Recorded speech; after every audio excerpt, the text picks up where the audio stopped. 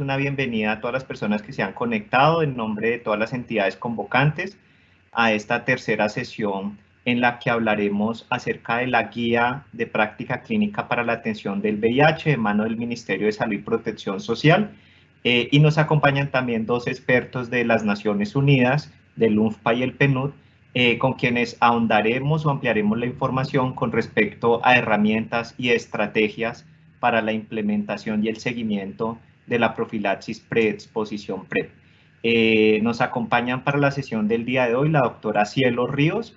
Ella es profesional especializado del Ministerio de Salud y Protección Social de la Dirección de Promoción y Prevención y trabaja en el grupo que lidera toda la estrategia o el programa de prevención y control del VIH-Sida en Colombia.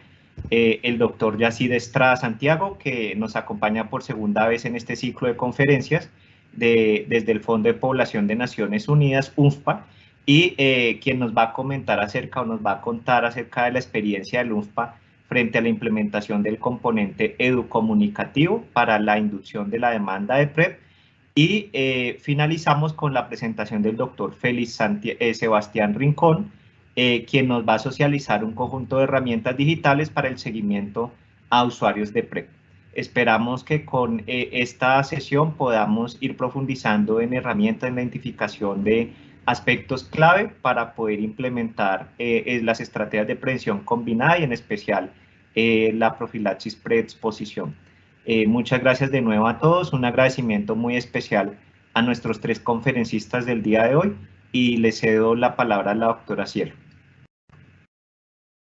Muchísimas gracias, César, muy amable por la invitación. Doy las excusas del doctor Ricardo Luque, quien se le presentó un inconveniente familiar y por tanto pues no le es posible acompañarnos el día de hoy.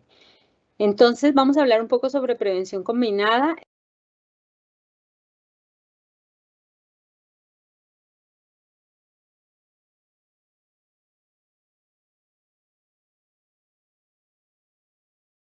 Doctora Cielo, se le desactivó su micrófono. Muchas gracias. Listo. Entonces, permíteme, bueno, primero que todo, pues le doy las gracias a César por la invitación y les estaba indicando de que desafortunadamente el doctor Luque se le presentó un inconveniente el día de hoy, por ese motivo, pues no nos puede acompañar. Nuestro tema es básicamente frente a la prevención combinada en las guías de práctica clínica y como todos ya conocen, con base en las presentaciones de las semanas anteriores, en la prevención combinada tenemos tres grandes grupos de las intervenciones biomédicas, estructurales y comportamentales. Dentro de las intervenciones biomédicas pues se encuentra la PrEP y de la PrEP, la PrEP no se encontraba dentro de las guías, dentro de las políticas nacionales hasta el año pasado, cuando a través de la actualización de la Guía de Práctica Clínica 2021 se incluyeron 4 puntos fundamentales de la prevención combinada. Entonces, una de ellas es el autotest, la otra de ellas el test Centrit, que ya venía siendo implementada en el mundo desde hace varios años y que pues en Colombia aún teníamos un punto de corte del CD4 para su implementación, pero a partir de la guía del 2021 todas las personas son elegibles para el inicio del tratamiento antirretroviral y no solo el inicio, sino que sea un inicio rápido, es decir, en el primer mes del diagnóstico. La profilaxis preexposición y la profilaxis posexposición, que ya tenemos un protocolo nacional, pero que a través de la guía de práctica clínica se actualizaron los esquemas para la profilaxis posexposición. Entonces, nos vamos a enfocar directamente en la profilaxis preexposición o la PrEP. De la PrEP, ya a junio del año 2021, la PrEP venía siendo implementada en gran parte del mundo y con países como Estados Unidos, Brasil, Sudáfrica o Australia, en los cuales incluso iniciaron más de 25.000 personas en dicho año, en el año 2020, la profilaxis preexposición. El rango de implementación se darán cuenta que es bastante amplio, tenemos hasta países que iniciaron menos de 500 pacientes y Colombia, que en su momento, al momento de este reporte a ONU-SIDA, pues aún no había incluido dentro de su guía de práctica clínica y dentro de las políticas nacionales la profilaxis preexposición. Por ese motivo, a junio de 2021 en este corte, pues no había ningún tipo de dato y fuera de eso, pues no lo teníamos dentro de las políticas nacionales. Entonces, ¿qué planteó la guía de práctica clínica? Planteó 3 grandes recomendaciones. La primera de ellas, que se recomienda el uso de entricitabina tenofovir diario o entricitabina tenofovir alafenamida, cualquiera de las 2 combinaciones, como medicamento para profilaxis preexposición de la infección por VIH en personas mayores de 12 años, en las cuales se evalúen que estén en riesgo sustancial de adquirir la infección por VIH. Ahorita en la próxima diapositiva vamos a mirar cuáles son los criterios de riesgo sustancial. La segunda de las intervenciones, o mejor dicho, de las tecnologías aplicables para la PrEP son los anillos de dapivirina.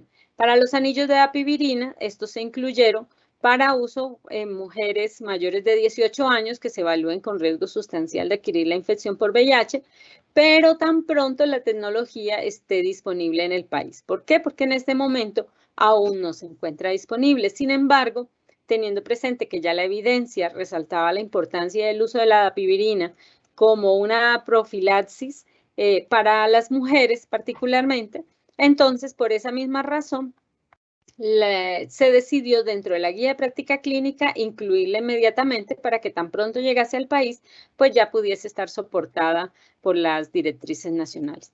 Y la tercera de las intervenciones es el uso de Maraviroc, el cual se puede utilizar como medicamento para profilaxis preexposición, ya se usa como tratamiento antirretroviral en personas mayores de 18 años que cumplan igualmente los criterios de riesgo sustancial, pero cuando exista contraindicación para las otras opciones recomendadas. Entonces, no es una opción de primera línea, será una opción alternativa y será para cuando realmente existan contraindicaciones a las anteriores. El uso de la PrEP puede darse de 2 maneras, puede darse un uso diario o un uso a demanda. Esto fundamentalmente con el tenofovir. Para este uso, entonces, la persona puede decidir de tomarlo de manera continua, diariamente, y en estos casos, pues, principalmente estaría determinado, 1, por las preferencias del usuario y 2, pues también por el nivel de riesgo. Si es una persona que con frecuencia se está exponiendo, pues es preferible que la tome de manera diaria. La otra opción es la opción del uso de la PrEP a demanda. Es decir, en la opción a demanda se toman 2 tabletas entre 2 y 24 horas antes de la relación sexual. Después se toma una tableta adicional 24 horas después de las 2 primeras y después una tercera dosis, es decir, una cuarta pastilla, porque recordemos que en la primera dosis se utilizaron 2, a las 48 horas de la primera dosis. Entonces, o a las 24 horas de la segunda, es decir. Entonces, en estos casos, esta es la PrEP que se utiliza a demanda y que pues se puede utilizar cuando la exposición es un poco más esporádica. Igualmente, pues como lo hemos dicho anteriormente y como está dentro de las mismas guías, pues va a estar la determinación de si se usa diaria o a demanda, pues va a estar dada por el perfil de riesgo del usuario y por las preferencias de ese usuario. Entonces, ¿cuáles son esos criterios de riesgo sustancial que determinan la prescripción de la PrEP? Los criterios que se utilizaron y que se incluyeron dentro de la guía fueron aquellos que fueron utilizados en los estudios. Y estos criterios también fueron los que se utilizaron en el marco del piloto, del cual ya nos habló la doctora Cateleya la semana pasada. Entonces, fundamentalmente es haber presentado en los 6 meses anteriores al momento del inicio de la profilaxis preexposición alguna de las siguientes condiciones. Un antecedente de una infección de transmisión sexual aguda. Recordemos que las infecciones de transmisión sexual son un factor de riesgo adicional para la adquisición del VIH y además, pues cuando se ha presentado una infección de transmisión sexual, pues se conoce que inmediatamente podemos estar hablando de que no hubo protección durante esa relación y que podría ser una conducta que pudiese darse de manera repetida. Entonces, ya una persona que presentó una infección de transmisión sexual, pues es candidata para recibir la PrEP porque puede estar en un riesgo aumentado de infectarse con VIH. Una historia de sexo transaccional, es decir, en donde puede haber intercambio de sexo por bienes o por dinero, cualquiera de las dos. Tener relaciones sexuales sin condón con alguien cuyo estado de infección por el VIH sea desconocido o positivo. Y en este grupo particularmente entran también las personas que tienen una pareja serodiscordante, porque independiente de si es una pareja estable o es una pareja ocasional, en estos casos, si se sabe que una de las dos personas tiene la infección por VIH y la otra no, pues por supuesto sabemos de que hay un riesgo alto de exposición. Sabemos que hay otras medidas que lo pueden atenuar, por supuesto, como por ejemplo, si la persona que tiene la infección toma tratamiento antirretroviral y se encuentra indetectable. Sin embargo, pues no siempre se conocen estas condiciones y por lo tanto es importante en estas personas en donde hay la condición de pareja serodiscordante, pues es una de las situaciones bajo las cuales se dieron incluso uno de los primeros estudios en PrEP. Y haber recibido profilaxis posexposición no ocupacional, es decir, ya se tiene un antecedente en los 6 meses anteriores de que hubo, por ejemplo, una ruptura de condón y fue necesario llegar al servicio de urgencias para solicitar la profilaxis posexposición, o se han presentado otras condiciones como en las personas que se inyectan drogas, de pronto a conocer que se ha compartido la jeringa con una persona que con VIH y por lo tanto se fue inmediatamente a un servicio de urgencia a solicitar la profilaxis posexposición, pues son situaciones que al conocerse de que este tipo de condición se ha dado en los 6 meses anteriores, pues ya constituyen un criterio para recomendar la profilaxis preexposición. Es necesario de todas maneras tener presente de que habrá que hacer una evaluación individualizada de la persona que está solicitando la PrEP para determinar otras posibles condiciones que ameriten el inicio de la profilaxis preexposición. Hay algunas consideraciones como de que la combinación de tenofovir en tricitabina, pero el tenofovir a la fenamida no ha sido realmente evaluado en relaciones sexuales vaginales. Y por lo tanto, en ese tipo de relaciones, pues siempre se prefiere que lo que se utilice sea el tenofovir fumarato, con entricitabina, por supuesto. Adicionalmente, hay que tener presente de que no es solo prescribir la profilaxis preexposición y ya nos olvidamos de las demás medidas, para nada. Toda persona que inicie profilaxis preexposición, pues al mismo tiempo debe tener acceso a otras estrategias de prevención combinada, como las intervenciones educativas, el suministro de los condones, lubricantes, e incluso ofrecer información sobre circuncisión voluntaria, si así lo desea la persona. Igualmente, para el caso de menores de 14 años que de pronto soliciten espontáneamente la profilaxis preexposición, hay que tener presente de que no se debe negar, se debe ofrecer la asesoría y hacer la entrega de la profilaxis, pero igualmente hay que activar la ruta de atención de violencia sexual, porque recordemos que toda relación sexual con menor de 14 años se considera como un acto de violencia sexual. Por lo tanto, estos menores, a pesar de que no se les nieguen las atenciones en salud, se debe iniciar o activar toda la ruta de protección y el acompañamiento necesario para determinar pues las razones y también un poco las condiciones que pueden estar generando esta solicitud. Bueno, para evitar el tema del estigma es necesario, o sea, dentro de la misma guía se planteó que no los únicos sitios para profilaxis preexposición no son necesariamente las IPS donde ya se ofrece atención a personas que viven con VIH.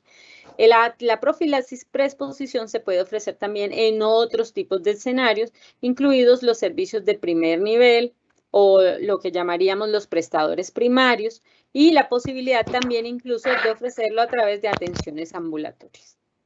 Igualmente, se hizo un estudio de costo-efectividad y se observó de costo-eficiencia también de que el ofrecer la PrEP en Colombia generaría ahorros al sistema de salud colombiano a partir del tercer año de implementación, cuando se suministra a poblaciones clave. Para la implementación debemos tener presente de que no es simplemente la prescripción del medicamento y ya, es necesario llevar un proceso similar al que ya nos había presentado la doctora Catleya la semana pasada, en donde se hagan unas evaluaciones paraclínicas para determinar de que no hay contraindicaciones o de que no hay otras condiciones que puedan generar dificultades con la toma del medicamento. Entonces, uno de ellos es, por ejemplo, las pruebas de función renal. Recordemos que el tenofovir, especialmente el tenofovir disoproxil fumarato, tiene un impacto sobre la función renal o lo puede tener y por lo tanto es necesario conocer cuál es la condición de la función renal de la persona antes del inicio de la profilaxis, el perfil hematológico, la salud ósea. En algunos casos incluso se prescribirán exámenes de densitometría ósea porque este es otro de los efectos secundarios del tenofovir. Es necesario conocer la serología para hepatitis, entonces para hepatitis A, B y C. Particularmente la B es súper importante porque recordemos que uno de los tratamientos para la hepatitis B es el tenofovir. Por lo tanto, si vamos a dar tenofovir, es necesario conocer si ya esta persona tiene hepatitis B y por lo tanto cuál sería el impacto sobre su comorbilidad, en este caso hepatitis B.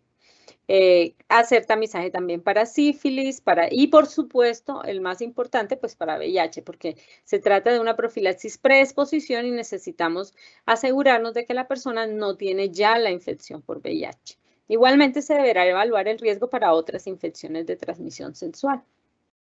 De la misma manera, la guía nos indica cuál es el seguimiento. Nos dice que para el seguimiento debe realizarse cada 3 meses este seguimiento y debe haber un examen físico completo, hacer unos laboratorios de seguimiento para, por lo menos, por ejemplo, en el de función renal, también de acuerdo a las características del paciente, a la misma edad del paciente y si se han presentado síntomas o signos o síntomas adversos o reacciones adversas. Y, por supuesto, hacer la clasificación de riesgo psicosocial y continuar con los procesos de educación. Algunos retos en la implementación, pues como se habrán dado cuenta, es necesario hacer todo un proceso de evaluación de ese riesgo. Hay que valorar cuáles son las contraindicaciones antes de hacer la prescripción, por supuesto. Son necesarios unos exámenes complementarios, por lo tanto, pues no es un proceso que debe hacerse corriendo de que ya mañana es la fiesta y entonces hoy necesito la PrEP. Idealmente, esto no debe ser una actividad esporádica, sino que debe recibirse todo el proceso de la evaluación de manera de que podamos tener los mejores resultados con el uso de la PrEP. Entonces, pues los exámenes que ya les comenté, lo importante, la adherencia a la profilaxis, fundamentalmente en los casos en donde se toma de manera diaria, la atención ambulatoria con todos los controles que se deben tener, en este caso que son controles trimestrales. Necesitamos y aún tenemos que trabajar mucho frente a los temas de estigma y discriminación por parte de los profesionales, es decir, de que la persona no llegue y sienta de que al pedir la PrEP inmediatamente el profesional de la salud se asuste o empiece a indagar por otras cosas que no correspondan necesariamente. Entonces, reducir los temas de estigma y discriminación. Fortalecer el tema del uso del preservativo. PrEP no quiere decir no uso de condón. La asesoría en menores de 14 años y en algún momento, por supuesto, es un reto pensar en la dispensación comunitaria. Esto es un poco lo que les hablaba del estudio económico que se hizo, la evaluación de impacto presupuestal. Y para finalizar, quiero presentarles, esta es pues, solo un pantallazo de la última resolución a través de la cual se actualiza la cobertura de la UPC. Los servicios y tecnologías financiados con la UPC, como nos podemos dar cuenta, acá está el tenofovir y el tenofovir en tricitabina, incluido bajo todas sus concentraciones y formas farmacéuticas. Es decir, antes teníamos un parrafito que ahí decía que para uso exclusivo en VIH, para tratamiento antirretroviral. De hecho, por mucho tiempo, eso limitó de que el tenofovir se pudiera incluso prescribir para tratamiento de la hepatitis B. Al retirarse estas restricciones, pues ya el tenofovir en tricitabina, que es el que tenemos indicado en la guía para la profilaxis, pues ya se puede prescribir también para la profilaxis preexposición sin necesidad de cambios adicionales. Y lo otro también frente al INVIMA, no todos, voy a indicarlo, no todos los tenofovirs en tricitabina que están registrados ante el INVIMA tienen especificada la indicación de que se puede utilizar como profilaxis preexposición, pero pues acá les traje el pantallazo de uno de ellos que sí dice explícitamente que esta asociación de entricitabina-tenofovir está indicada para asociación con otros antirretrovirales para el tratamiento del VIH, para pacientes de alto riesgo de contagio, pues desafortunadamente le pusieron de contagio, debiera ser de infección, con el virus de la inmunodeficiencia humana para disminuir la probabilidad de adquisición del mismo. Y de hecho, pues ahí en el mismo registro sanitario incluso dice que adicional al uso adecuado del condón y de otras medidas de protección, el medicamento no debe conducir a descuidar las medidas de prevención de transmisión de la enfermedad.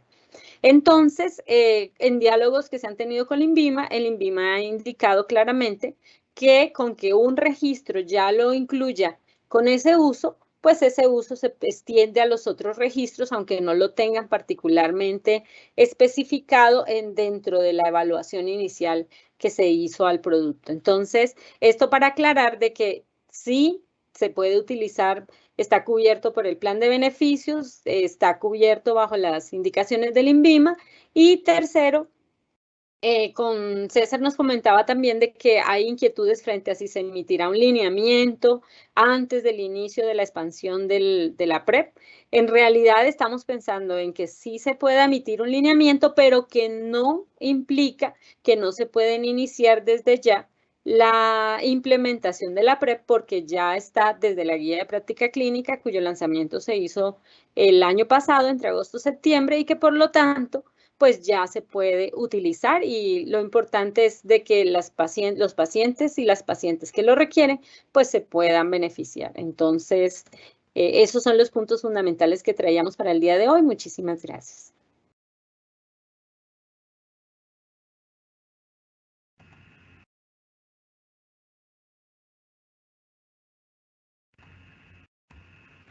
Muchas gracias, doctora Cielo. Al final, y hacemos un recordatorio a todas las personas que nos están siguiendo, a través del chat pueden colocar de la videoconferencia, pueden colocar sus preguntas.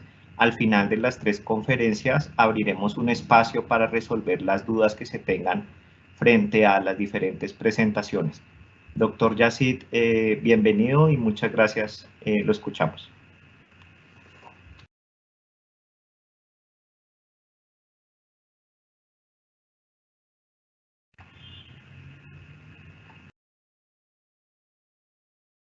Doctor, tiene el micrófono apagado.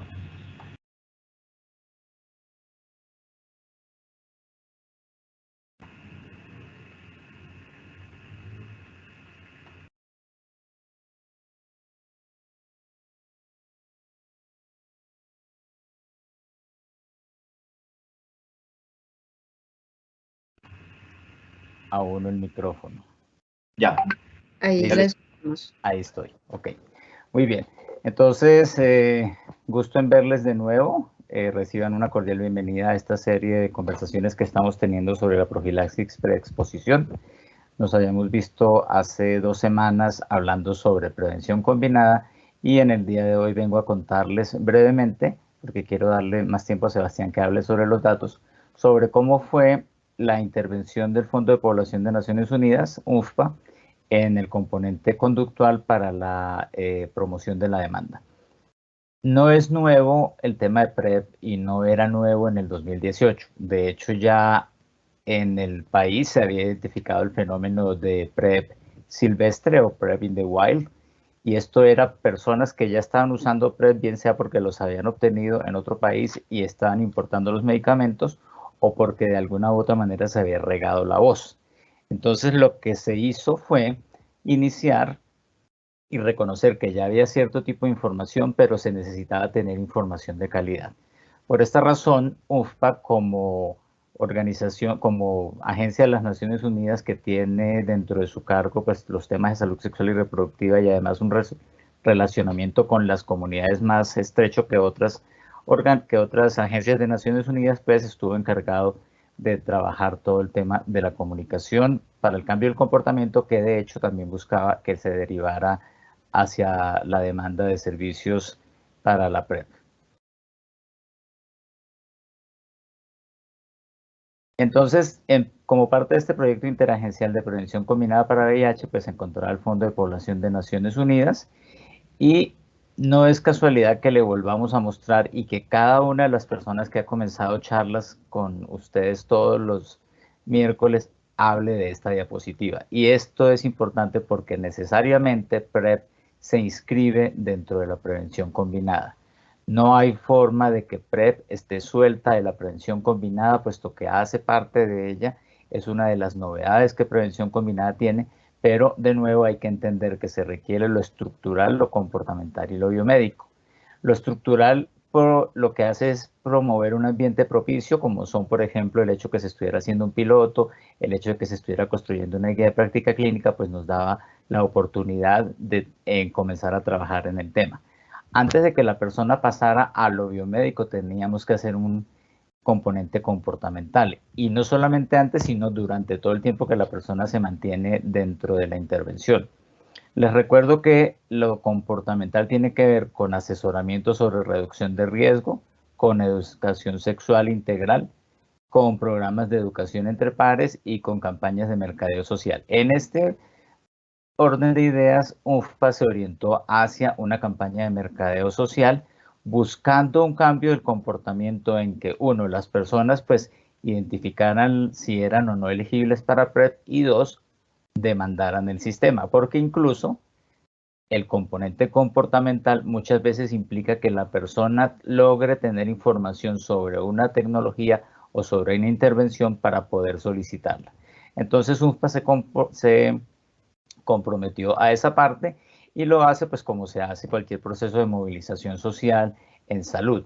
Se hizo un alistamiento técnico donde se revisó toda la literatura disponible, se hicieron los ajustes con las otras dos agencias que fueron PNUD y OPS, se hizo un acercamiento diagnóstico basado en comunidad, UNFPA conversó con líderes de opinión, con colectivos juveniles, con hombres que tienen relaciones sexuales con otros hombres, con mujeres transgénero, sobre cuáles eran las necesidades y cuáles eran los vacíos de información que existían al momento de poder hablar de PrEP.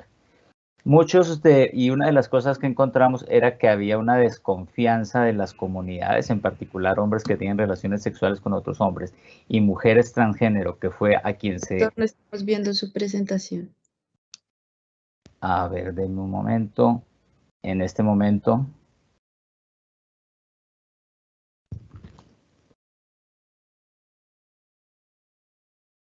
Cuéntenme si la ven ahora, por favor. No, no está compartida. Bueno, entonces voy a volver a compartirla. Denme un momento, por favor.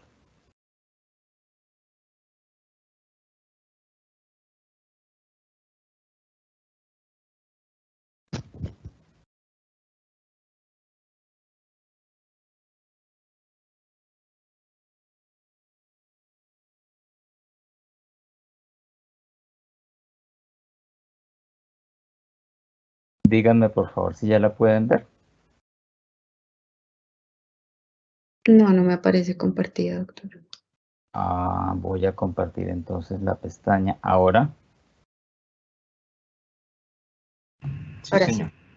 Sí, listo, bien.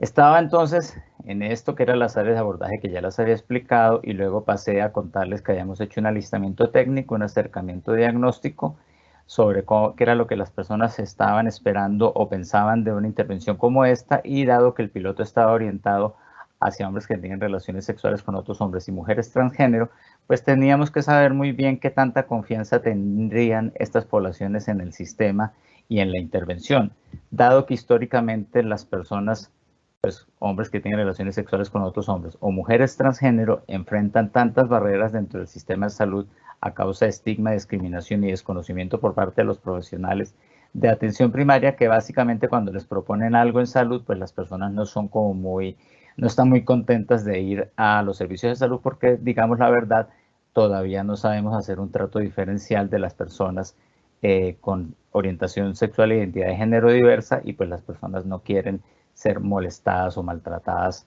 en ese sentido, porque realmente cuando no tenemos una aproximación adecuada, pues podemos ser realmente maltratadores con las personas que tienen orientación sexual e identidad de género diversa.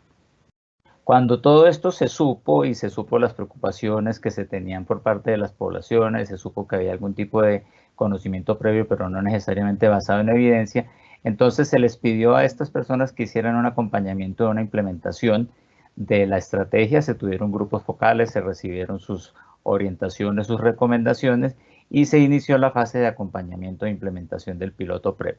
Ahí fue cuando comenzamos entonces a hablar de PREP y se desarrolló la estrategia educomunicativa que duró el tiempo que duró abierto el piloto y mucho más hasta final del año pasado, que fue cuando se hizo entonces la estrategia de salida de redes sociales.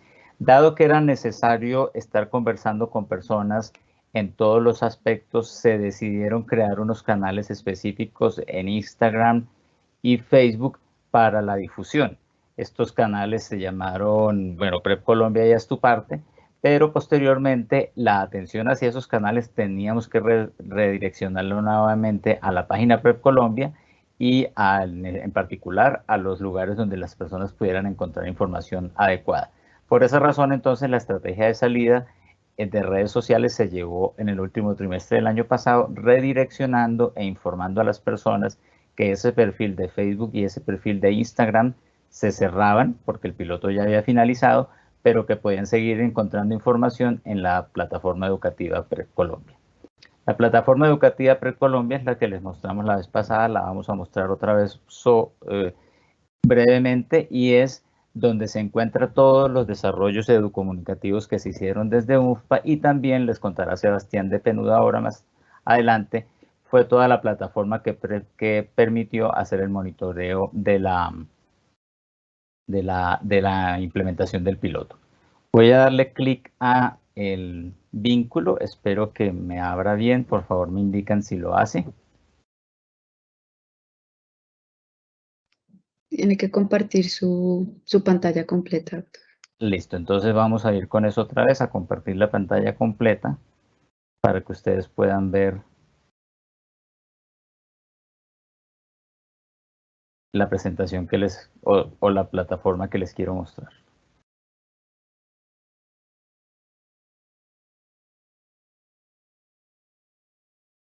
Listo. Por favor me cuentan si ahora sí la están viendo.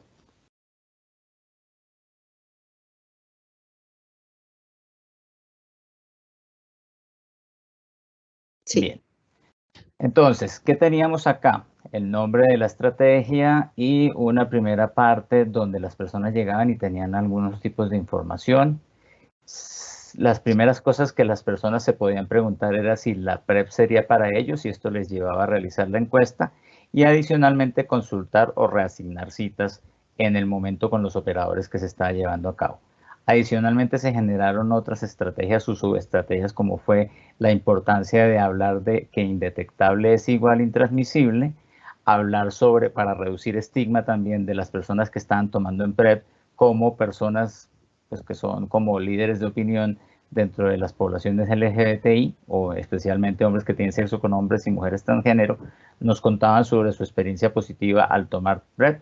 Se necesitaba de todas maneras hacer una reducción de estigma asociado al hecho de vivir con VIH, porque este sigue siendo una de las principales barreras para que las personas busquen atención y prevención. Entonces tuvimos esta parte o esta subcampaña de resignificando el VIH, y también tuvimos algunos productos que se difundieron ampliamente, como este video de Las Igualadas de la casa editorial El Tiempo, El Espectador, donde hablaban también sobre esto. Toda la información quedó subida acá. Se lanzó la campaña con una magazine de distribución gratuita que se llamó Periódica, donde nos hablaba de todas las formas de toda la combinación de formas de prevención, y adicionalmente también se trabajó al tiempo los lineamientos de atención en los servicios de salud que consideraban en el enfoque diferencial de género y no discriminación para personas LGBTI.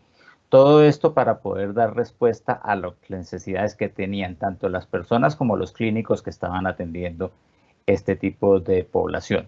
Dentro de esto, entonces, nosotros teníamos pantallas que yo les invito a navegar después porque no lo vamos a poder hacer ahora, pero básicamente es que era la prevención combinada, hablar sobre infecciones de transmisión sexual, porque como ustedes vieron, haber tenido una infección de transmisión sexual en los últimos 6 meses, pues era uno de los elementos que permitía que la persona fuera elegible para PrEP.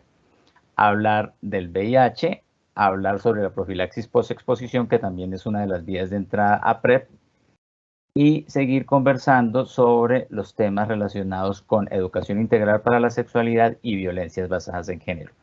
Esta plataforma está activa, está disponible para ustedes, los clínicos que vayan a comenzar a tratar o que comiencen a recibir demanda de personas que inician PrEP, porque ya se está haciendo, como le dijo la doctora Cielo Ríos, el hecho de que la norma esté publicada y que el medicamento esté incluido dentro de la UPC, pues ya permite la formulación. Sin embargo, todavía hay muchos clínicos que se preguntan sobre cómo hacerla.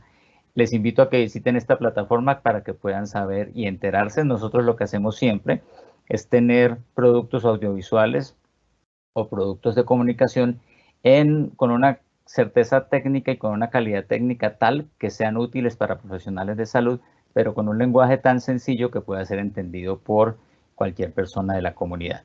Ustedes acá podían ver entonces qué era PrEP, cómo funcionaba, porque las personas necesitaban irse enterando de qué era lo que iban a hacer, hablar sobre los mitos de la PrEP, si era efectiva, y esto lo que hacía era que sensibilizaba a las personas para, como cuando vieron ustedes en la presentación pasada, en el momento en el que la persona llegara a hacerse la encuesta o a hablar con un asesor o con un profesional de salud, pues ya tuviera mayor información. En resumen, ustedes pueden acceder a todos nuestros contenidos por el lado de multimedia. Aquí aparece todas y cada una de las piezas que se produjeron. Como les hemos dicho, son piezas bastante amigables en video que hacen parte del curso de prevención combinada del que también le hemos hablado y pues que básicamente ayuda a resolver preguntas frecuentes. Una cosa muy importante, también lo dijo la doctora Cielo Ríos, definitivamente la PrEP no se ofrece en los lugares donde se hace tratamiento integral de la atención por VIH, o pues por lo menos la idea es que la PrEP entre a ser una estrategia de prevención dentro de la atención primaria en salud. Esto implica que los clínicos y las personas que atienden pacientes se familiaricen tanto con los conceptos de orientación sexual, identidad de género, no binarismo, indetectable igual intransmisible, pero que además como profesionales de salud de atención primaria desarrollen también algunas estrategias basados en modelos que funcionan para el cambio del comportamiento. Si bien nosotros como médicos estamos y digamos probablemente la primera función que nosotros tenemos es informar, a veces no nos enseñan cómo informar y cómo inducir el cambio o cómo generar el cambio. Entonces yo les invito a que ustedes revisen sobre la intervención motivacional breve, que uno puede hacer muchos tutoriales en diferentes páginas de educación médica, sobre la asesoría cognitiva personalizada. Hablen y revisen y busquen sobre las teorías de acción planeada y la teoría de norma social, que son teorías que explican cómo las personas cambian, y pues la clásica teoría transteórica del cambio del comportamiento, que es la de Prochaska, de Clemente y Norcross, que le ayudan a uno a entender cómo las personas requieren estar sensibilizadas en un tema para posteriormente prepararse para la acción, iniciar la acción, mantener la acción y eventualmente puede haber una recaída de esa acción. Es decir, puede ser que la persona comience muy motivada con utilizar la PrEP, pero en algún momento se pueda aburrir o pueda presentar falta de adherencia.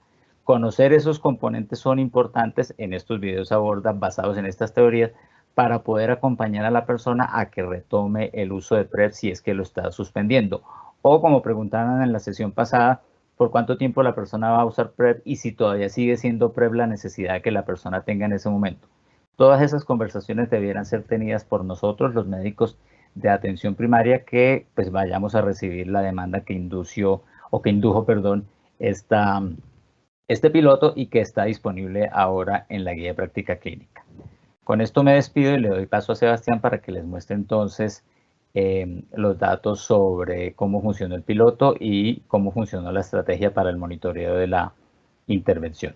Muchísimas gracias por su atención.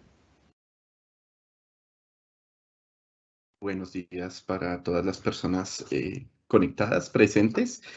Entonces, un momento, ya les comparto mi presentación e iniciamos.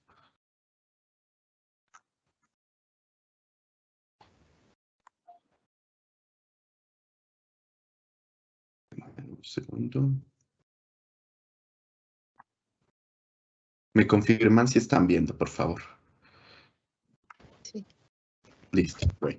Entonces, buenos días. Mi nombre es Félix Sebastián Rincón Tobo. Yo hago parte del Programa de las Naciones Unidas para el Desarrollo y les voy a contar el manejo que hicimos desde PNUD en el desarrollo e implementación de herramientas para la ejecución del programa piloto. Entonces, bueno, el programa la idea era aportar y desarrollar herramientas para aportar tres elementos fundamentales. La primera era el registro de personas que querían hacer parte de piloto, que querían acceder a la PREP y pues entrar en el programa. La segunda función que era importante era llevar el registro del seguimiento médico de estas personas entre Naciones Unidas y las instituciones que prestaron el servicio PREP. Y la tercera tarea que teníamos era difundir el material educativo que desarrolló UNFPA a través de la página. Entonces, la página nos daba acceso a esas tres herramientas. No les voy a mostrar mucho la página porque ya sí les mostré hace un momento. Bien, entonces esta es la ventana principal de la página y teníamos un botón donde las personas podían realizar una encuesta para ingresar. Bueno, una vez las personas ingresaban, entonces venía un proceso de selección. Ese proceso de selección iniciaba con una encuesta en línea y terminaba con la inclusión de la persona en el piloto. Y estaba compuesto por cinco pasos. El primero, entonces, realizaba la encuesta. Luego de eso, se hacía una evaluación de las situaciones de riesgo y de algunas condiciones que lo hicieran elegible o no. Eso fue algo que la doctora Catleya explicó en la sesión anterior, entonces no voy a entrar mucho en detalle. Si la persona cumplía esos criterios, se le mostraba una ventana para elegir una cita de asesoría que podía ser subsidiada cuando pues, la persona no realizaba ningún aporte económico. Y de igual manera se invitaba a las personas que tuvieran la posibilidad de hacer un aporte económico, pues para dar cabida a alguien que no tuviera esa posibilidad. Luego de eso se hacía una valoración clínica. Esa se programaba desde la página la cita y luego la cita se tomaba presencialmente. Luego de esa cita se hacía una valoración clínica y si todo estaba correcto se iniciaba el proceso PREP. Entonces aquí en estos pasitos hay una línea naranja porque nosotros en ese proceso de selección registramos la información de los pasos resaltados con la línea. Es decir, guardamos la información de quienes nos contestaban la encuesta, guardábamos los criterios que habíamos evaluado para saber si era o no era candidato para el programa y guardamos la información de la cita que le habíamos asignado a la persona. No se guardaba la información como tal de la cita y de la valoración clínica porque en la estructuración del piloto no se contaba con recursos técnicos de conectividad y computador en los diferentes sitios donde las personas iban a hacer estas citas de asesoría. Entonces, ese registro se manejó en formatos físicos.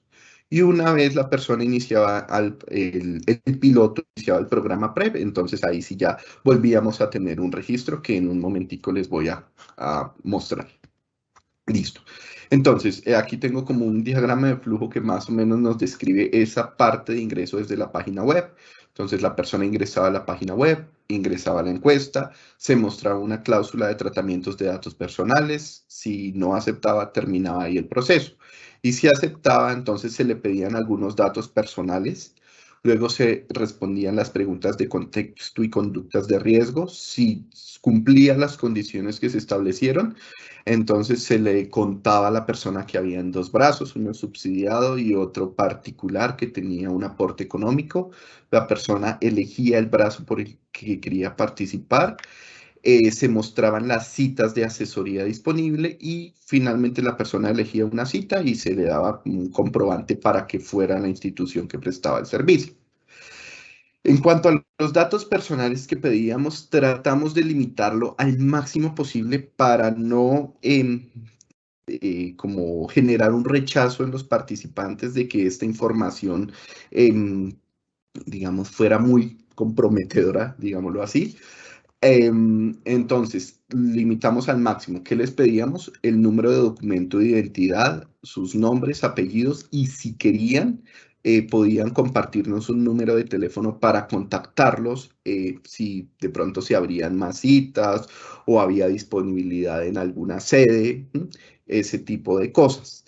Incluso en el planteamiento de esa encuesta, nosotros inicialmente pensábamos no pedir el número de cédula, pero se dificultaba luego el seguimiento y el rastreo de los usuarios. Entonces, esto lo limitamos al máximo, como les decía, para no generar ese rechazo. Luego de que la persona ingresaba estos datos personales, venía un proceso de la encuesta. La encuesta estaba compuesta por 14 preguntas, como esta que les muestro, que dice que si en los últimos 6 meses ha tenido una o más relaciones sexuales sin condón, y simplemente nos respondían sí o no a estas preguntas. Si alguien quiere mirar la encuesta en detalle, la puede mirar a través de este código QR o en este enlace. Bien, listo. Entonces, cuando la persona contestaba todas las 14 preguntas de la encuesta y previamente nos había dado su nombre y número de cédula, si cumplía todas las condiciones, entonces le mostrábamos esta información, donde le decíamos que incluía el programa, le mostrábamos las instituciones y sedes que había disponible para tomarlo. En este recorte solo nos aparece el plazo particular, porque ya cuando lo tomé no hay citas subsidiadas, y le mostraba las horas y fechas y dirección disponible para asignar su cita de asesoría. Entonces, como les contaba hace un ratico, hasta ahí tenemos el primer registro del ingreso de la persona. Luego de eso, la persona asistía a su cita de asesoría, si estaba de acuerdo y las pruebas clínicas eran correctas, eran viables hacer parte del piloto, entonces pasaba ya al seguimiento como tal de los 12 meses del piloto. Bien, entonces ahora vamos a hablar un poquito de ese seguimiento que hacíamos de cada persona. Para el seguimiento de cada persona desarrollamos unos formularios, que fueron 5 formularios, los llamamos formulario inicial, formulario de los 30 días, formulario trimestral, que se aplicaba varias veces, formulario de cierre y un formulario extraordinario. Estos formularios se generaron a partir de una experiencia previa que se realizó en Brasil. Ellos a través de OPS nos compartieron los formularios y nos sirvieron como punto de partida para la estructuración de los nuestros. Como era un programa piloto, a medida que íbamos ejecutando nuestras acciones y analizando el comportamiento con las 2 instituciones que prestaban el servicio y con los registros que íbamos recibiendo, fuimos ajustando estos formularios para incluir información importante que en las primeras semanas no se había registrado y quitar una que de pronto no se estaba registrando.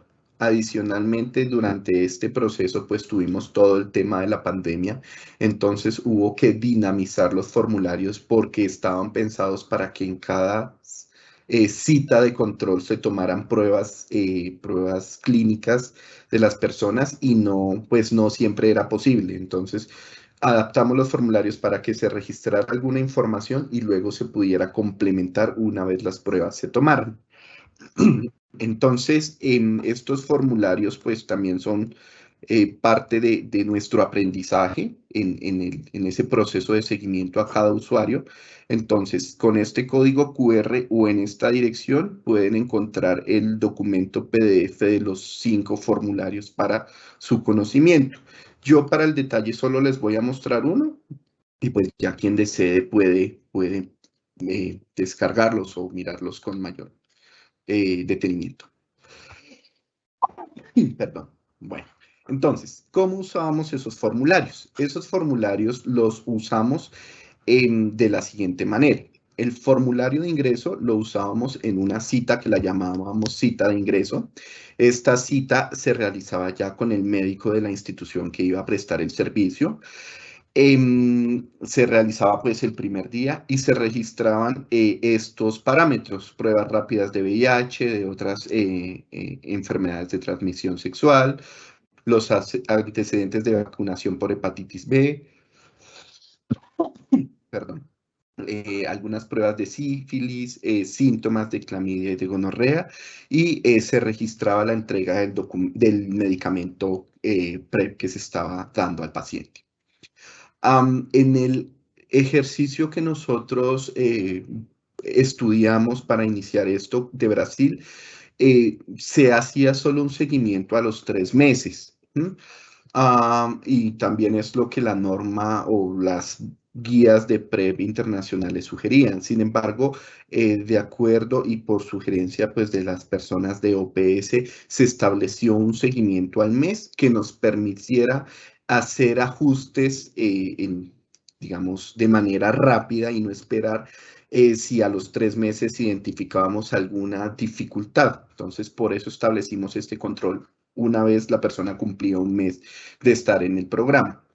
Entonces aquí se evaluaba la adherencia, los efectos secundarios que hubiera podido tener la persona, se realizaban pruebas de VIH, se miraban los síntomas de otras enfermedades de transmisión sexual, se evaluaba la función renal para ver el medicamento cuánto lo había podido alterar, se realizaba vacunación y se entregaba nuevamente medicamento para 2 meses más. Este campo de un mes, pues yo no soy experto en el tema, pero también nos ayudaba a evaluar las ventanas inmunológicas que pudieran existir, porque si no se hubiera hecho, tal vez a los 3 meses, pues ya no se tenía suficiente información para hacerlo. Luego de esa segunda visita venía una tercera visita. Entonces, en la visita 3, 6 y 9 se usaba el formulario trimestral. Entonces, ese era un formulario que se usaba varias veces y en el que siempre se preguntaban las mismas cosas, que era para evaluar el comportamiento de la persona pues en los diferentes aspectos relacionados con PrEP, con otras enfermedades de transmisión y con el medicamento.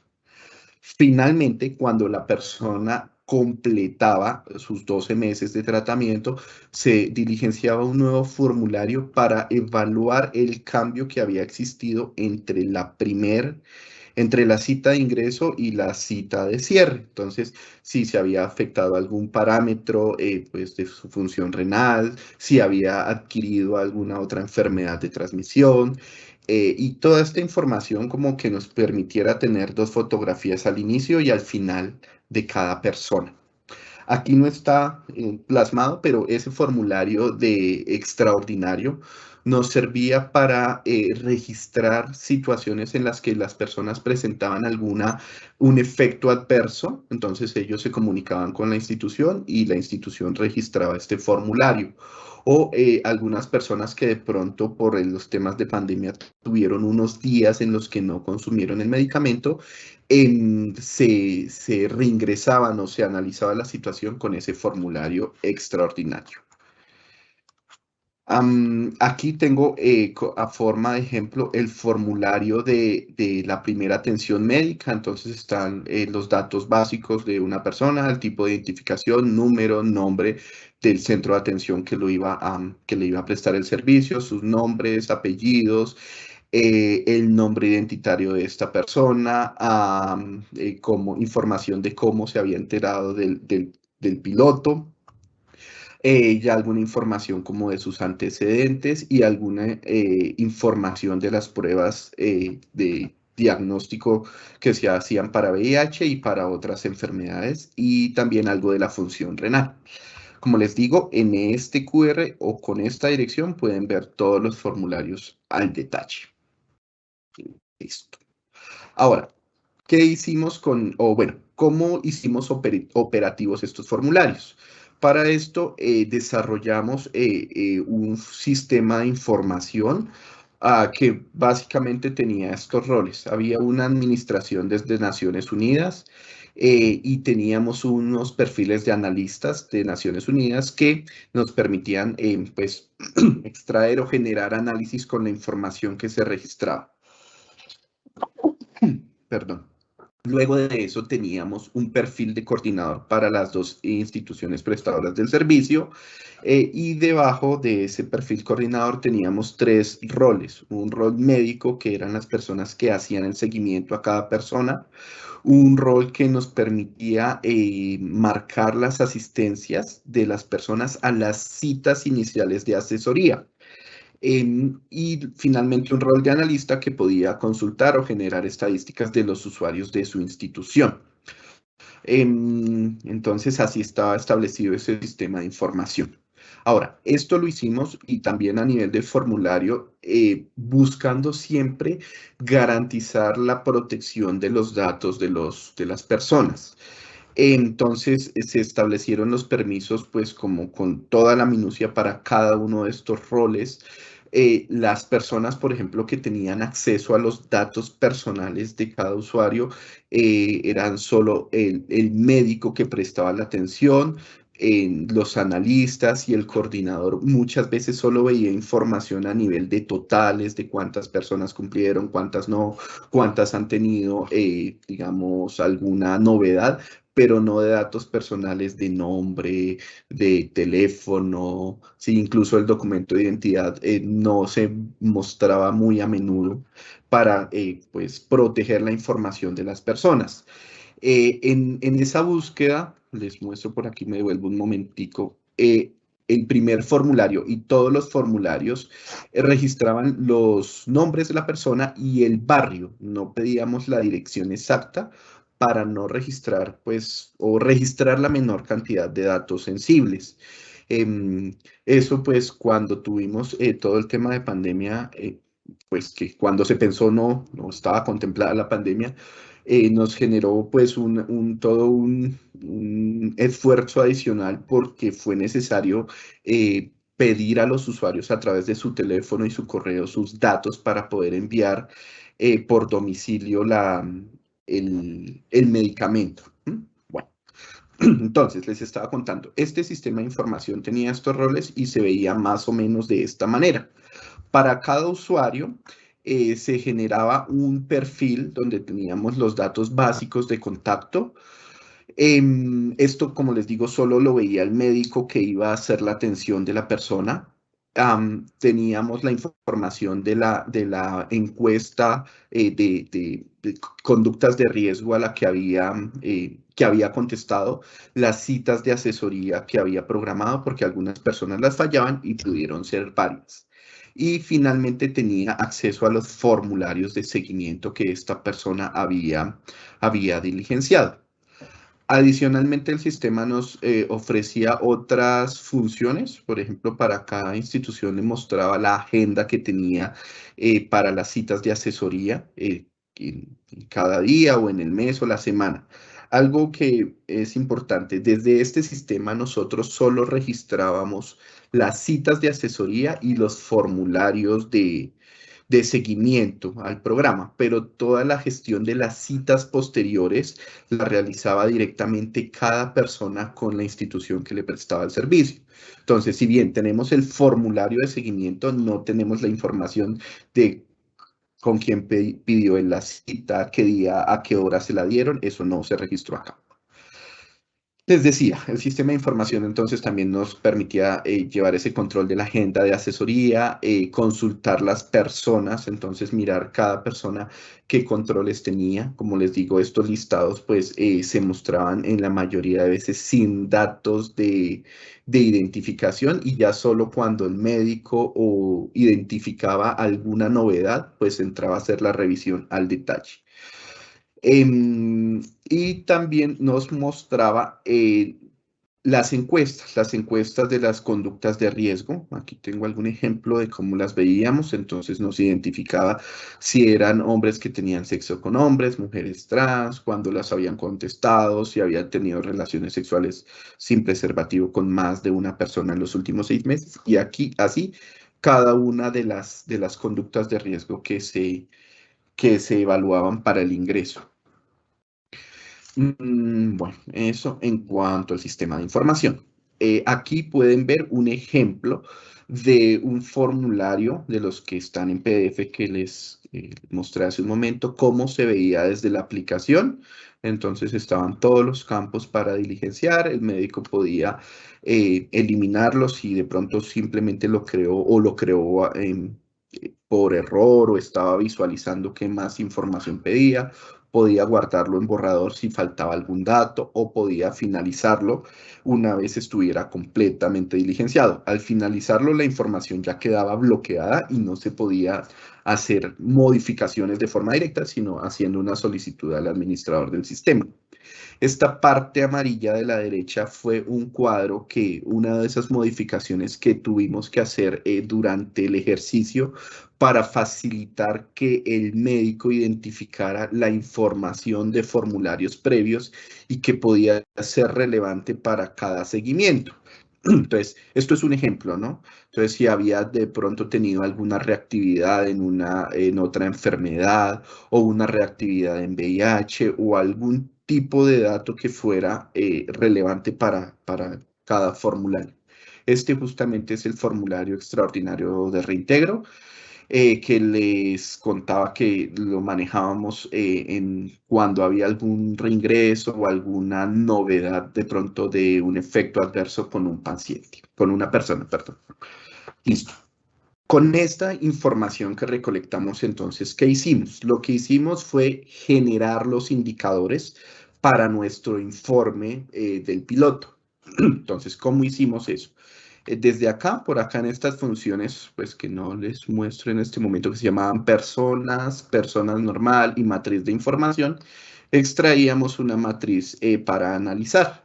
Entonces, ¿qué hicimos? Desarrollamos un script en R que a partir de esos datos de los formularios generaba los indicadores que queríamos analizar en nuestro informe PREP del piloto PREP. Eso lo desarrollamos usando un lenguaje llamado R, que se usa normalmente para cálculos estadísticos. Y pues aquí hay un recorte pequeñito de una parte donde analizábamos, por ejemplo, la adherencia al programa por brazo y por institución que lo prestó.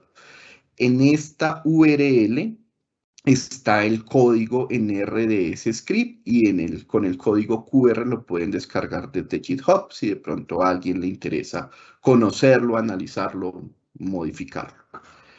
Listo. ¿Qué nos generaba ese código? Eso es un archivo Markdown, se llama, que lo que hace es generar un documento en Word. Entonces aquí hay un ejemplo del documento en Word que generaba ese código. Entonces esto nos generaba, este es justamente el que les mostraba en el código, el análisis de la adherencia por brazo, si era particular o subsidiado, y por cada una de las citas de control. ¿Sí? Entonces la cita de ingreso al programa, la primera cita que era la de los 30 días, segunda cita a los 3 meses, 6 meses, 9 meses y 12 meses. Esto pues nos llevó un poco más de trabajo, pero nos garantizaba la calidad de los indicadores que estábamos generando.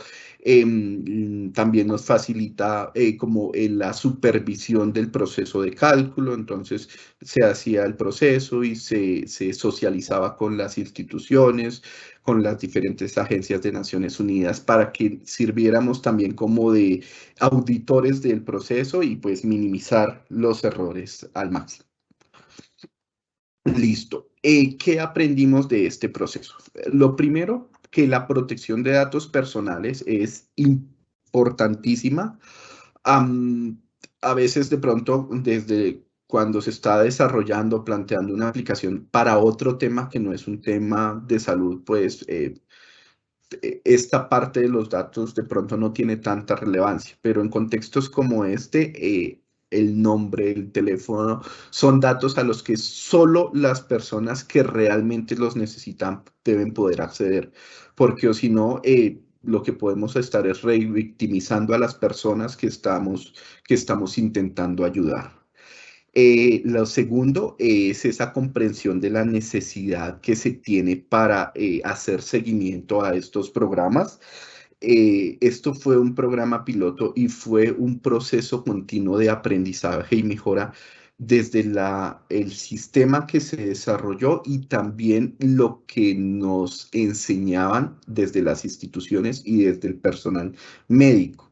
Los formularios los tuvimos que actualizar semana con semana para que nos funcionaran de la forma que esperábamos, porque a veces habían datos que no registrábamos o los registrábamos de pronto no de forma obligatoria o registrábamos unos datos pero nos faltaba alguna información adicional. Un ejemplo que me acuerdo en el momento es respecto a la función renal. Nos pasó algo muy curioso y era que no registra, o sea, nosotros teníamos inicialmente cómo se identificaba la persona, si era un hombre que tenía sexo con hombre o una mujer trans, pero no teníamos el dato de cuál era el sexo de nacimiento de esta persona. Entonces, tuvimos una situación de un hombre que tenía sexo con hombres, pero también esta persona había tenido un proceso de cambio de sexo, entonces en el nacimiento era mujer, por tanto cambiaba la forma en la que se realizaba ese tema de la función renal. Entonces, cambios como esos tuvimos que hacer muchos para que los formularios nos funcionaran lo mejor posible. Y todo eso fue gracias a esa comprensión de la necesidad, escuchando a los médicos y a las instituciones. Entonces, el cambio continuo, también les contaba hace un momento.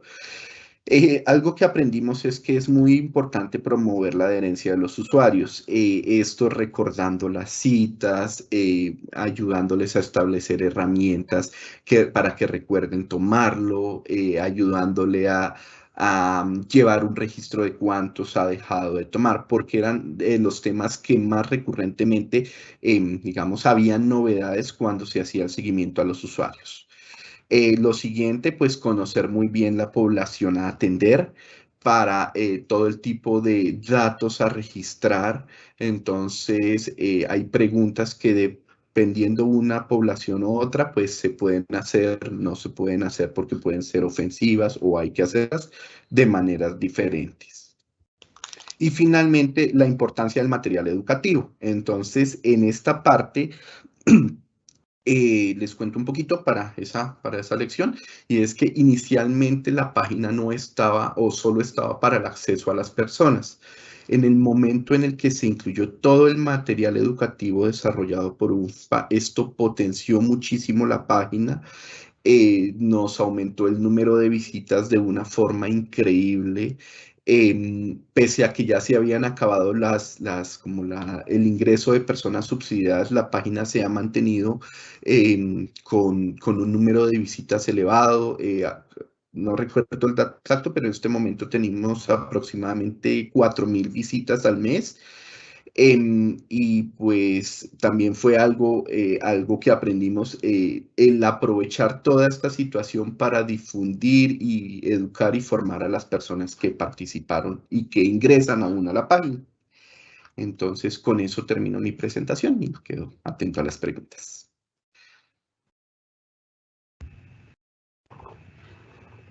Bueno, muchas gracias, doctor Sebastián, doctor Yacid, doctora Cielo. Vamos a iniciar esta sesión de preguntas. Nos han enviado pues diferentes inquietudes con respecto a las presentaciones. Las he organizado en tres grandes grupos. Hay unas inquietudes referentes propiamente al contenido de la guía, otras referidas a la cobertura, que quizás sean las más fáciles o las más rápidas de poder aclarar, frente a la cobertura de las atenciones que requiere la implementación de la PrEP, y unas más de lo que implica la implementación de la PrEP desde una visión de programa, ¿sí? Que se ha sido enfático desde la primera sesión en que esto no es solamente la entrega de medicamentos, sino requiere, como lo veíamos ahorita, de sistemas de información, requiere de estrategias de comunicación, requiere de un programa estructurado, que va más allá de solamente la entrega de medicamentos. Entonces voy a empezar por las preguntas de cobertura. Con la presentación de la doctora Cielo quedó claro que el tenofovir entricitabina, puntualmente el tenofovir disoproxil fumarato, están en el plan de beneficios, tienen registro sanitario, pese a que no todas las, digamos, medicamentos que están disponibles con registro tienen la indicación. El que uno solo lo tenga ya hace que todos los demás puedan ser usados con esa indicación, así no lo especifique en el registro sanitario, y eso es una disposición legal. Allí hay una primera claridad. Tenemos el reto de que otros medicamentos, como el tenofovir alafenamida y los anillos de dapivirina, que hoy en día no tienen registro sanitario, tengan el registro sanitario para tener como todo el abanico de medicamentos necesarios o las opciones disponibles para el programa. En todo caso, tenemos el tenofovir fumarato más entricitabina disponible en el plan de beneficios. Hay una pregunta que tiene que ver con respecto a, digamos, dice la persona que hace la pregunta, que se incluyeron el medicamento, pero que es importante dar cobertura a todo lo demás que se requiere para organizar el programa, la cobertura a la consulta inicial, las consultas de control, la creatinina, los preservativos, etcétera. Pues para garantizar, digamos, toda la implementación de lo que es la prevención combinada y de esta estrategia de manera, pues, integral. Preguntan si hay avances en este sentido de incluir o de dar cobertura a esas otras atenciones. Creo que allí es un tema de cómo se está interpretando la cobertura. No sé, doctora Cielo, si tú quisieras, por favor, aclarar la inquietud. Sí, en realidad, pues todos los otros elementos están cubiertos, o sea, la prescripción o la evaluación del paciente pues se da en una consulta médica que está cubierta. Todos los exámenes que ahí teníamos incluidos, entonces las pruebas de hepatitis A, B, C, las de función renal, todo ese tipo de pruebas están cubiertas por el plan de beneficios en salud. Y el medicamento que pues era como la principal inquietud que existía. Entonces, la persona llega, pide una consulta médica, en el marco de esa consulta el médico debe ser capaz de evaluar si la persona cumple los criterios para la prescripción de la PrEP y a ordenar los exámenes. Miremos que ninguno de estos exámenes realmente es un examen especializado, todos los exámenes son bastante sencillos. De ordenar los exámenes y ya con base en los resultados, hacer la prescripción de la PrEP. Ahora, que lo que pasa es que sabemos que no todos los médicos en este momento están entrenados para hacerlo. O sea, la guía acabó de salir, es un proceso, ya se han hecho procesos de capacitación frente a las guías. El año pasado hubo toda una serie de eventos de capacitación frente a las guías y pues también toma un poco de interés personal, o sea, porque las guías están ahí, solamente es ir, revisar y buscar un poco más para documentarse. Entonces, en realidad, al ser una intervención que es más preventiva que tratamiento, pues fácilmente debe poderse ofrecer desde el primer nivel. Yo lo que entiendo, por supuesto, es que está la inquietud de necesitamos como organizar un programa o algo así. No necesariamente, o sea, por supuesto, y lo leí en alguno de los comentarios, alguien decía, es algo más allá, la PrEP es algo más allá de solo entregar el medicamento, y por eso hay como la expectativa y el interés en que puedan haber unos lineamientos. Sí, se va con la doctora Cateleya, ya hemos dialogado, porque desde la OPS existe la voluntad para apoyarnos para consolidar ese lineamiento, pero es más como un lineamiento que apoye ya el proceso de implementación, pero no como un prerequisito para el proceso de implementación. ¿Listo? Entonces, el paciente puede ir, por supuesto, como uno de los primeros sitios en donde se implementó el piloto fue una institución en donde se atienden personas que viven con VIH, que en este caso fue CIES Salud, pues por supuesto ellos ya tienen allá la experiencia y tienen todo el montaje de cómo se hace el proceso. Pero, por ejemplo, Profamilia, que no es una IPS, ay Dios, especial de VIH, ellos también participaron dentro del piloto y también cuentan con esa misma experticia y también pueden continuar haciendo la oferta de este tipo de intervención. Entonces, el lineamiento esperamos sí tenerlo prontamente, pero no es una limitante para empezar a ofrecer esta intervención, esta atención. Perfecto, muchas gracias, doctora Cielo. Doctor Yacid, usted hizo una mención frente al tema de cómo, digamos, orientar a las personas o cómo organizar estas actividades de la profilaxis preexposición paralelo a los programas de VIH. Justamente hay unas preguntas acerca de eso. O sea, si la profilaxis debe ser suministrada en una IPS de primer nivel o el usuario debe ser direccionado a una IPS de atención integral del VIH. Usted lo mencionó, pero menciono la pregunta para de pronto dar claridad si aún existe la inquietud. Y similar a esta pregunta, que tiene que ver con lo que estábamos hablando hace un momento y lo que mencionaba Cielo, preguntan cómo sería esa ruta en las EPS o cómo debería ser de un paciente apto para el inicio de la PrEP. Si debe ir a medicina general, a medicina interna, infectología, a psicología, digamos, cómo se debería organizar esa ruta.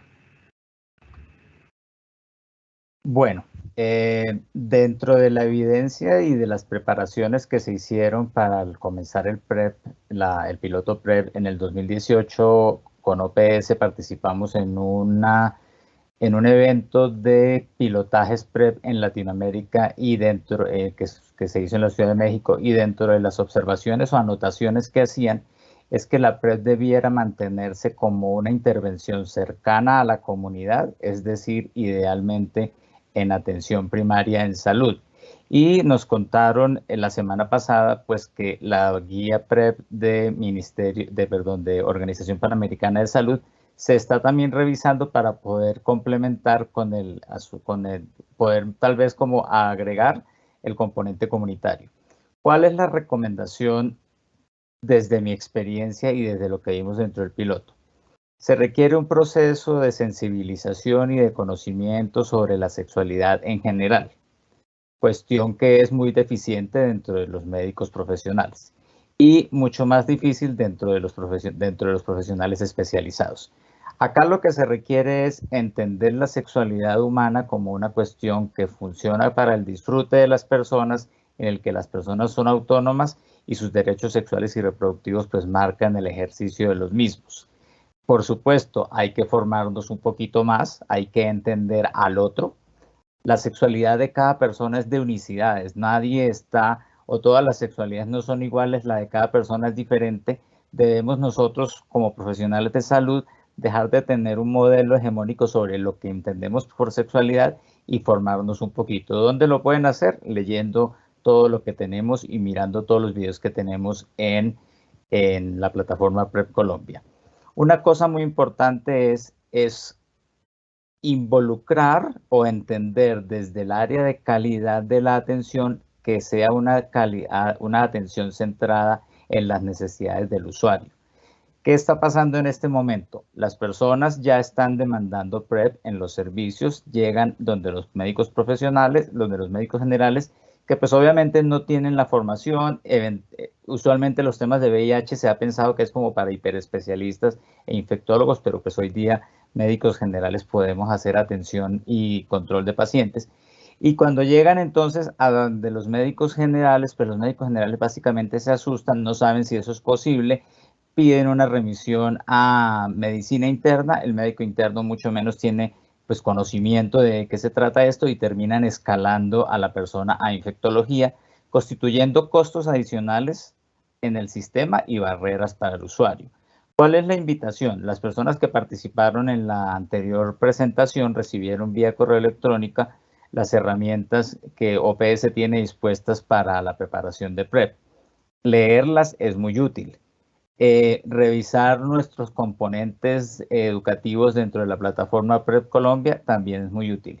Y en el momento en el que comencemos uno de las cohortes de formación en prevención combinada desde el UNFPA, pues entonces tomar ese curso, que es básicamente sentarse a ver videos muy entretenidos y responder algunos cuestionarios, pues también les va a ayudar. En la medida en que uno va trabajando con personas, pues va desarrollando habilidades para comunicarse asertivamente, para poder entender sus necesidades, etcétera. También existen módulos, como les contaba, sobre intervención motivacional breve y asesoría cognitiva personalizada que se pueden leer y se pueden pues como revisar. Aquí básicamente hay que formarse en cómo se atiende humanamente a una persona que probablemente sea diferente a nosotros. Y en eso radica la gran diferencia. Y en estar dispuestos a averiguar las cosas que no estén claras, porque como dice la doctora Cielo, la norma ya está publicada, está por habilitación vigente la guía, y esto debiera ser suficiente. Sin embargo, se van a hacer unos esfuerzos para darle pues como mayor operatividad para efectos de que las personas no tengan tantas barreras y pues para que nosotros no desgastemos los recursos del sistema pimponeando usuarios o pacientes hasta infectología para algo que debe estar en la atención primaria en salud. Cambio y fuera. Muchas gracias. Muchas gracias, doctor Yacit. Una pregunta para el doctor Sebastián con respecto al monitoreo de evaluación y una solicitud que nos hacen.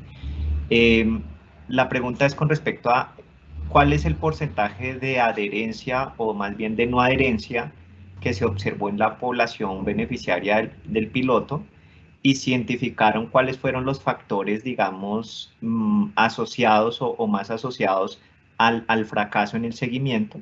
Y la solicitud es si los indicadores de monitoreo de evaluación del piloto que ustedes tienen pueden ser dispuestos públicamente o compartidos públicamente con los asistentes de esta conferencia.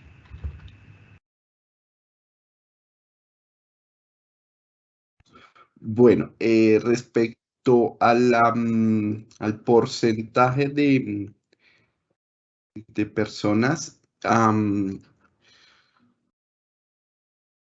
que terminaron el programa, entonces, esperen un momento si lo tengo por acá. Denme un segundo, ya les doy ese dato. Mientras les voy contestando otra pregunta. Otra parte de las preguntas. Respecto a compartirles lo desarrollado, los formularios están compartidos en el QR que les mostré hace un momento. Si quieren se los vuelvo a enviar, o no sé si envían las presentaciones. Me confirman si al final envían las presentaciones a los asistentes. Ahí están los códigos QR para conocer los formularios que desarrollamos en el marco del proceso, ¿sí? En el marco del piloto. Bueno, la parte de... Espérenme que me embolate yo pensando en la primera pregunta. Eran tres. La de las herramientas, ¿cierto? La cobertura. Bueno, ¿y por qué desertaban? Sí, estoy bien ya. Bueno, entonces, en las herramientas están disponibles los formularios y estamos prontos a publicar el informe donde están todas las estadísticas y donde narramos todo esto que les conté. Entonces, no tengo aún la fecha exacta porque esto lo está manejando OPS, pero apenas esté disponible, pues se publicará ese reporte piloto. Respecto a lo que se identificó que más generó deserción, bueno, fueron dos cosas. Por un lado, todo el tema de pandemia. Identificamos que la mayor cantidad o una gran parte de nuestra población eran, y es más, muy curiosamente, para Profamilia, tal vez por su ubicación, muchos usuarios eran personas que estaban estudiando en la universidad. Estas personas, pues una vez entró el tema de confinamiento, ya no iban a la universidad y tampoco, siguieron con el programa. Muchos de ellos incluso estaban fuera de Bogotá porque la universidad estaba cerrada, se devolvían a sus ciudades de origen. Lo otro que afectó, más que de pronto personas que no volvieran, era que olvidaban tomar el medicamento, como les decía, porque no tenían un recordatorio, o de pronto cuando se daban cuenta que estaban cercanos a cumplir 3 meses y que el medicamento se iba a acabar, aún no habían programado una cita con la institución que les prestaba el servicio. Entonces, era tal vez por falta de recordatorios de hacer la gestión de la cita para pedir medicamento o de la toma diaria. Y me queda pendiente la parte de la adherencia. Entonces, si tienen otra pregunta para alguien más, la pueden ir pasando y ya les confirmo ese dato. Perfecto, doctor Sebastián. Doctora Cielo, con respecto a la guía y de pronto doctor Yacit también, usted conoce muy bien de la guía y la estrategia, hay varias inquietudes sobre la guía. La primera tiene que ver con respecto a la indicación o al uso de PrEP en mujeres, tanto heterosexuales como lesbianas, digamos, cuáles serían las indicaciones con respecto a esta población en particular y si en ese caso se maneja la misma dosis que está señalada en la guía. Ok.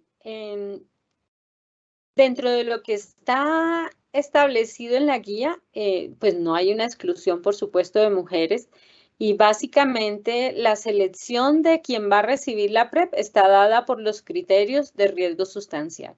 Entonces, independiente de si es mujer u hombre, o si es heterosexual o homosexual o transgénero, o de cualquier otro tipo de condicionamiento adicional o del autorreconocimiento en la parte de orientación sexual y género, lo fundamental es cumplir con los criterios de riesgo sustancial. De hecho, se habrán dado cuenta que en la guía hay una parte que dice que más allá de los criterios, pues por supuesto hay una evaluación individualizada, porque puede haber unas circunstancias que no alcanzaron a quedar contempladas dentro de los 4 criterios, pero que de pronto la persona sí la requiere. Entonces, ya eso pasa a un plano ya más individual y estaría dado en el contexto de la relación médico-paciente, de la evaluación que haga el médico. Pero entonces lo fundamental es que la PrEP es accesible para todos, hombres o mujeres, independiente, bueno, en este caso también tendríamos que hablar de las personas no binarias, pero independiente de, mientras se cumplan los criterios, se puede acceder a la PrEP. Y quería mencionar, de pronto, no recuerdo si hay algo más dentro de la pregunta. ¿Me recuerda, César, por favor?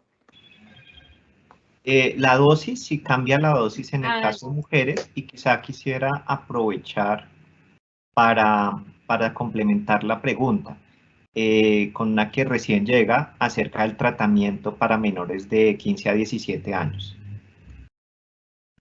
Okay. Y frente a la dosis para mujeres, la dosis es la misma. Lo que sí está indicado es que la mayor parte de los estudios se han hecho es con tenofovir fumarato. Entonces, en ese sentido, en este momento no tendríamos o no contamos con evidencia para el uso de tenofovir alafenamida en mujeres, pero recordemos que también estará disponible, pues tan pronto llegue al país, la opción de los anillos de dapivirina. Entonces, esa sería la otra alternativa también para mujeres. Frente a los adolescentes, niños y adolescentes, no sé exactamente cuál es la pregunta, César. La dosis. Si el tratamiento es igual, digamos, en cuanto a la dosis, exacto. Frente a dosis. Bueno, ya en la guía de práctica clínica hay unas tablas específicas frente a las dosis y usualmente mayores de 12 años, mayores de 14 ya reciben dosis muy similares a las de adultos, porque recordemos que las dosis en niños están dadas por el peso y a partir de usualmente alrededor de los 40 kilos ya se usan las dosis de adultos. Entonces, además que recordemos que el tenofovir es principalmente, pues, o su mayor uso es en mayores de 12 años. Entonces, ahí el grupo que podría tener una diferenciación en dosis serían de pronto de 12 a 14 y si tienen pues ya que estén como, bueno, no digamos bajo peso, pero que por sus características físicas pues tengan un peso menor de pronto de 40 kilos. Pero usualmente mayor de 40 kilos usamos, lo que se usan ya son las dosis de adultos. Quería, antes de darle la palabra a Yacid, que creo que quiere también intervenir en este punto, quería mencionar de que es importante en este momento, pues, los sistemas de información. Lo que estamos contemplando inicialmente para no retrasar los procesos de implementación es que podamos continuar utilizando el mismo sistema de información que ya se estuvo utilizando en el marco del piloto.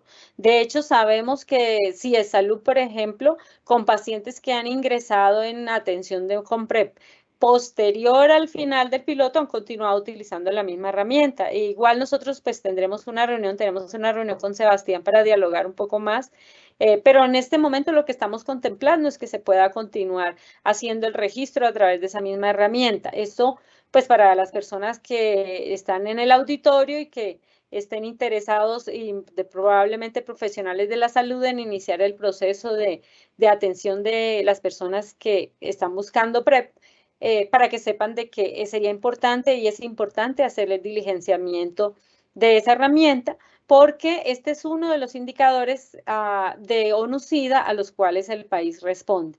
Además, esto pues mientras miramos cómo se puede incluir dentro de los sistemas de información nacionales. En este momento y este fin de semana acabó de pasar la consulta pública de la modificación de RIPS, y a través de la modificación de RIPS hay una serie de informaciones que antes no se tenían y que esperamos que se puedan obtener. Una de esas, por ejemplo, es los medicamentos. Entonces, al estar la descripción del medicamento, independiente de los varios usos que tiene el tenofovir, pues de acuerdo con la finalidad de la consulta, de acuerdo con el diagnóstico, de acuerdo con otros parámetros, podríamos también saber a qué personas se les prescribió para PrEP y a qué personas se les prescribió para la hepatitis B o para el VIH o para otras condiciones. Entonces, quería resaltar ese tema antes de que de pronto se nos pasara frente a sistemas de información. Gracias. Perfecto. No sé, doctor Yassi, antes de darle la paso a Sebastián, si quisiera complementar algo. Sí, básicamente complementar lo siguiente. Puede ser que porque los pilotos se hicieron en hombres que tienen relaciones sexuales con otros hombres y mujeres transgénero, las personas estén recibiendo el mensaje de que debe ser únicamente para estas poblaciones. Reitero lo que dice la doctora Cielo Ríos. Mientras la persona cumpla los criterios de riesgo sustancial que se encuentran dentro de las calculadoras de riesgo de OMS, pues la persona puede recibir profilaxis preexposición. La aproximación y el acercamiento que tenemos que tener hacia la profilaxis preexposición es que es un método nuevo que nos ayuda de una forma muy eficiente a prevenir nuevas infecciones. Si se formula adecuadamente, en 3 años estará produciendo ahorros en el sistema. Y esto es muy importante, de ahí la importancia de que esto esté en la atención primaria en salud. Una cosa que sí fue y que aclaró OPS la semana pasada es que en mujeres o en personas que están tomando terapia hormonal para afirmación de género, no se ha demostrado la eficacia del esquema a demanda, y entonces el esquema recomendado es el esquema diario. De resto no hay ninguna indicación pues como mayor relacionada con eso. Recordarles que dentro de los criterios para que una persona sea elegible para recibir PrEP es que la quiera recibir. O sea, con que responda a esa pregunta, ¿quiero PrEP? Probablemente la persona ya sabe cuáles son sus riesgos, no tiene necesariamente que contárnoslos a nosotros, porque para muchas personas son cuestiones muy privadas de su sexualidad, pero si la persona, y se ha demostrado en estudios, si la persona está pensando en iniciar PrEP, es porque la está necesitando de acuerdo a su vivencia de sexualidad.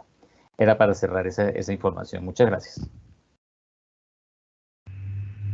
Muchas gracias, doctor Sebastián, de nuevo, para complementar entonces la respuesta sobre la adherencia.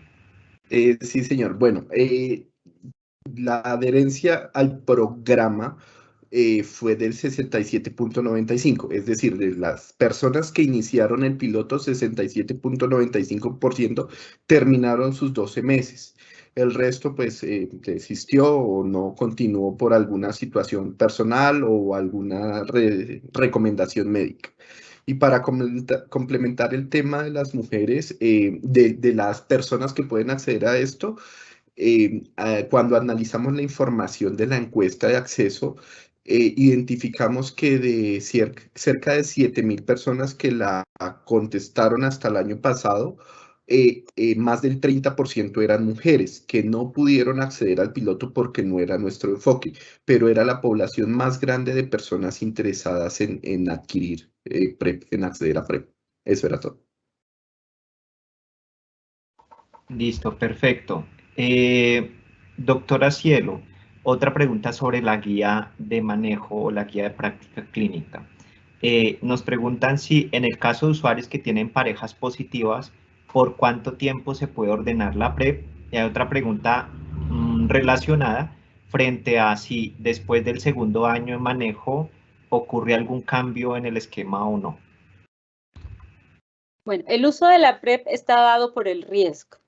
Entonces, yo tengo una pareja serodiscordante, mi pareja vive con VIH, yo no vivo con VIH y opté por el uso de la PrEP, por ejemplo.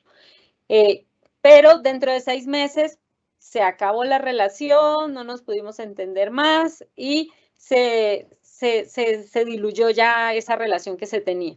La persona puede suspender la PrEP si en ese momento considera que no se encuentra en una condición de riesgo, no tiene una nueva pareja, decidió darse un tiempo, voy a esperar, entonces puede perfectamente suspender la PrEP y en un momento en donde nuevamente encontró una nueva pareja, nuevamente es una persona que vive con VIH o ahora ha decidido más bien solo tener parejas ocasionales y pues no se quiere exponer a la infección, puede nuevamente regresar al programa y reiniciar.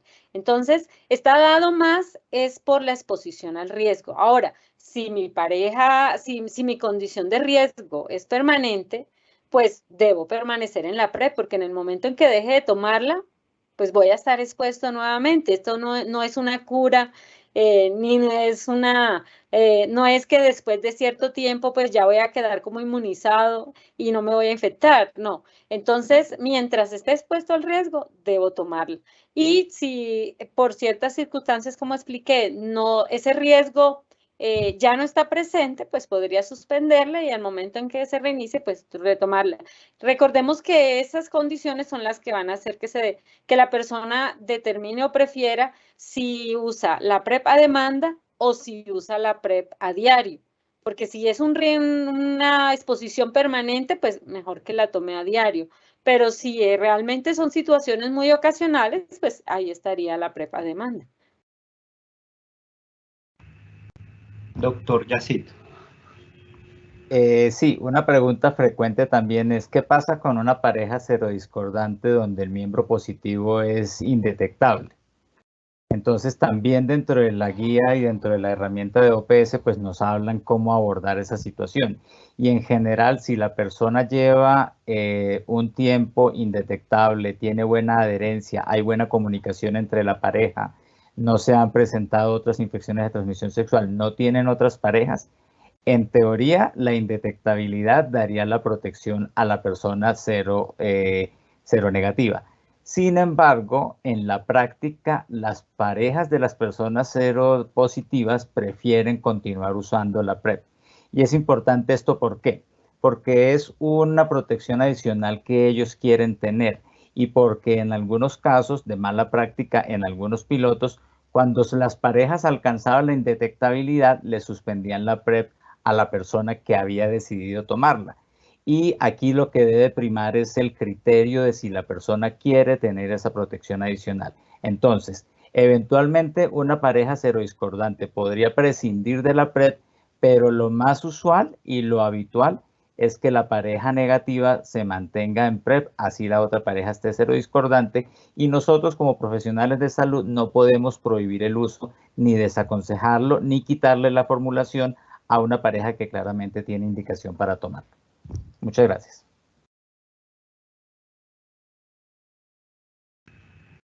Perfecto, doctor Yacid, doctora Cielo, doctor Sebastián, mil gracias por su participación, por compartirnos su experiencia. Hay un conjunto de preguntas que no las voy a hacer en este momento por dos razones. Una, en 8 días tendremos nuestra última sesión de conferencias en la que va a presentar la experiencia vivida con la implementación del piloto, tanto Profamilia como CIESalud, que fueron las dos IPS que se encargaron de la implementación del piloto. Hay muchas preguntas que nos han enviado que están relacionadas con el piloto, es decir, cuál es la participación del psicólogo en el programa o en la atención, cuál es el resultado digamos, de la eficacia y el impacto que se tuvo con el piloto, cuál fue la cantidad de personas que participaron. Todas esas preguntas las resolveremos en 8 días cuando hablemos con las IPS que implementaron el piloto.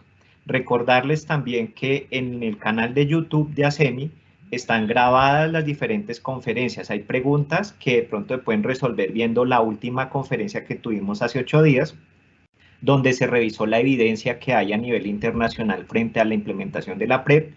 La doctora Cielo también hizo una referencia sobre el análisis de impacto y de costo-efectividad que tuvo en cuenta la guía en su elaboración y que pues pueden después recapitular con la grabación de la sesión del día de hoy para aclarar si allí quedó alguna inquietud con respecto a la costo-efectividad de esta actividad.